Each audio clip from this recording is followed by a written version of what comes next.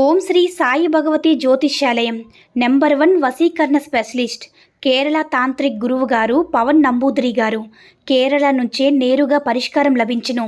స్త్రీ పురుష వశీకరణం, ప్రేమించి మోసపోవడం, భార్యాభర్తల సమస్యలు, ఎటువంటి సమస్యలైనా సరే 24 గంటల్లో పరిష్కారం లభించును.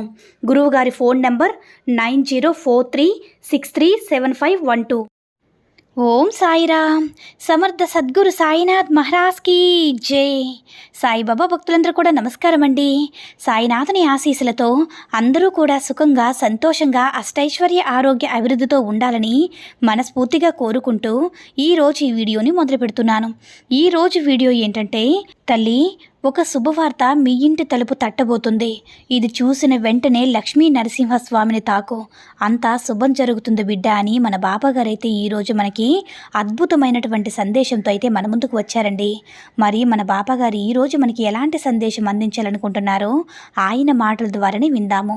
మరి బాబాగారి మాటలు వినే ముందుగా ఈ వీడియో కనుక నచ్చినట్లయితే మరికొంతమంది సాయి భక్తులకు రీచ్ అయ్యేలా షేర్ చేసి లైక్ చేయండి. అలాగే మన ఛానల్ని ఎవరైనా మొదటిసారిగా చూస్తున్నట్లయితే తప్పకుండా సబ్స్క్రైబ్ చేసుకుని మాకు కొంచెం సపోర్ట్ చేయండి. బిడ్డ, నేను చెప్పగానే ఆలోచించకుండా లక్ష్మీ నరసింహస్వామిని తాకిన నా బిడ్డ ఎవరైతే ఉన్నారో, బాబా ప్రతిరోజు కూడా నీకంటూ ఒక మంచి రోజు వస్తుంది. నీకన్నా అదృష్టవంతులు ఎవరూ ఉండరు. నీ జీవితానికి అర్థం ఉండేలాగా ఒక మంచి సమయం అంటూ రాబోతుందని ఇలా ప్రతిరోజు కూడా నాకు చెబుతూనే ఉన్నావు కదా తండ్రి.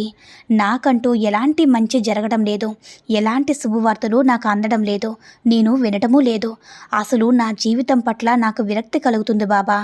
కేవలం నేనంటే ఈ భూమి మీద ఉన్నానంటే నా మనసు మాత్రం నిలకడ లేకుండా ఆందోళనకి గురి అవుతుంది బాబా. కానీ అందరికంటే నువ్వే ఎక్కువ తండ్రి అనుకున్నాను. నా దైవం నీవే. నిన్ను ఎంతగానో నమ్మాను. నేను ప్రాణంగా ఇష్టపడిన వారు, నేను నమ్మిన వారు నన్ను మోసం చేస్తున్నారు బాబా. అలాగే నన్ను, నా ప్రేమను అర్థం చేసుకోకుండా నన్ను చులకనగా చేసి అందరిలోనూ ఎంతగానో నన్ను అవమానపరుస్తున్నారు. కనీసం కొంచెం మర్యాద కూడా ఇవ్వడం లేదు తండ్రి. నేను ఏది చేసినా వారి కోసమే చేశాను, వారి కోసమే మంచి చేస్తున్నాను. కానీ నా విషయంలో ఏది కూడా మంచిగా జరగట్లేదు తండ్రి. చివరికి నా జీవితంలో దుఃఖాన్నే బహుమతిగా ఇచ్చి వారి మాత్రం నా ముందే నన్ను బాధ పెడుతూ సంతోషంగా జీవిస్తున్నారు బాబా. అవును బాబా, నిజాయితీగా, ధర్మంగా, మంచి మనసుతో అందరూ బాగుండాలి, అందులో నేనుండాలని, అందరూ క్షేమమే నా క్షేమమని, వాళ్ళు బాగుంటే నేను బాగున్నట్లే అని, నేను కూడా బాగుపడతానని, నేను చేసేటటువంటి ఏ పనైనా సరే నలుగురికి ఆదర్శంగా ఉండాలని కోరుకునేటటువంటి నాలాంటి పిచ్చిదానికి చాలా మంచి సమాధానం చెప్పావు తండ్రి. మంచి న్యాయమే చేస్తున్నావు బాబా.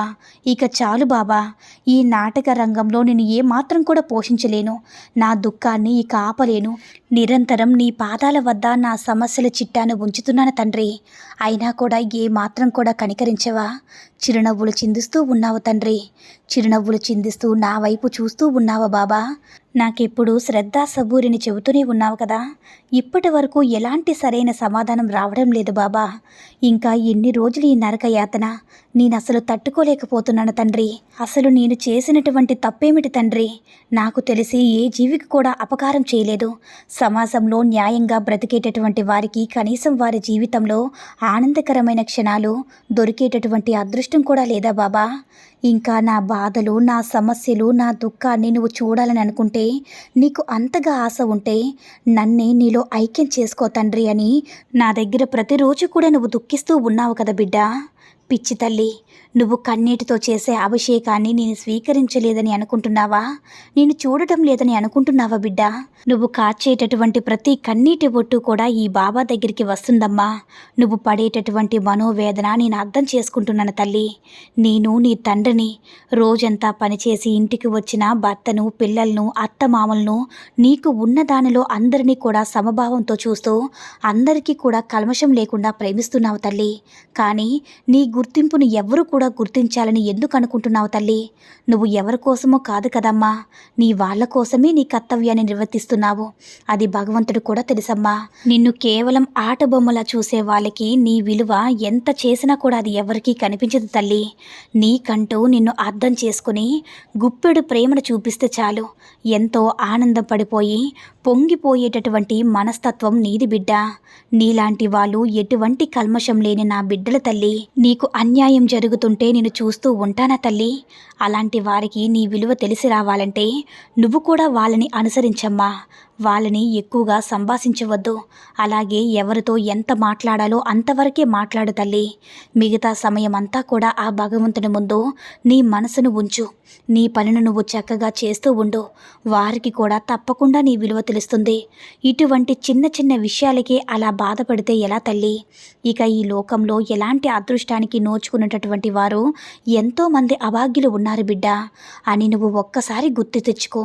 నీ జీవితంలో ఆనందకరమైన రోజులు దగ్గరలోనే ఉన్నాయమ్మా.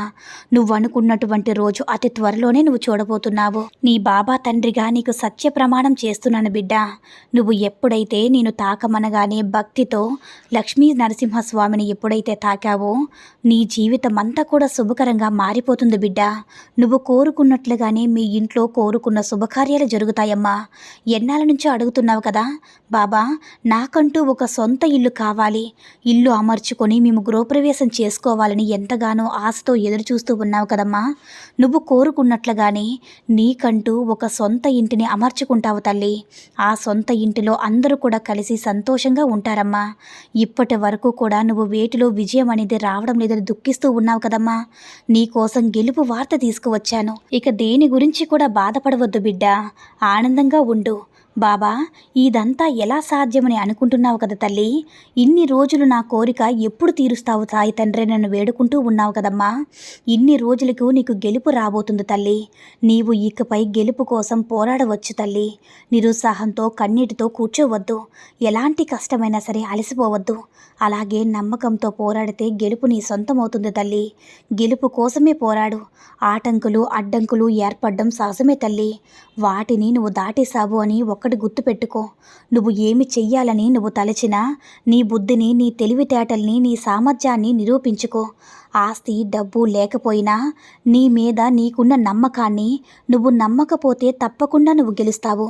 ఒక్క విషయం తెలుసా బిడ్డ, మోసపోయిన వాళ్ళకి ఎలా ఉండాలని అనుభవం వస్తుంది. ప్రయత్నించే వాళ్ళకి మంచి ముగింపు వస్తుంది. నమ్మకంతో ఉన్న వాళ్ళకి మంచి దారి చూపిస్తుంది. నువ్వు దిగులుగా బాధగా కూర్చున్నంత మాత్రాన నీ కష్టాలు తీరిపోయేవి కాదు బిడ్డ. నిన్ను గుచ్చి చూపించే వాళ్ళ మాటలు ఎప్పుడు కూడా పట్టించుకోకు. అలా పట్టించుకుంటే నువ్వు ఏమీ చేయలేవు తల్లి. ఒకరి కోసం కాదు, నీ కోసం, నీ కుటుంబం కోసం పోరాడు బిడ్డ. ఎన్నో ఆటుపోటలు అవమానాలు ఎదురైనా సరే నీ గమ్యాన్ని చేరేందుకు పోరాడు తల్లి.